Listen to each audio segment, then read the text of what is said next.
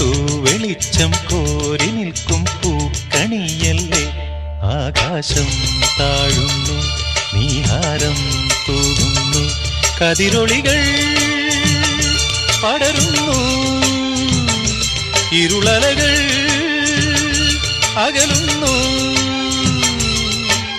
പുലർന്നു പുലർന്നു തെളിഞ്ഞു തെളിഞ്ഞു ചുവന്നു തുടുത്ത മാനം നോക്കി കൂട്ടിൽ നിന്നും മേട്ടിൽ വന്ന പൈങ്കിളിയല്ലേ.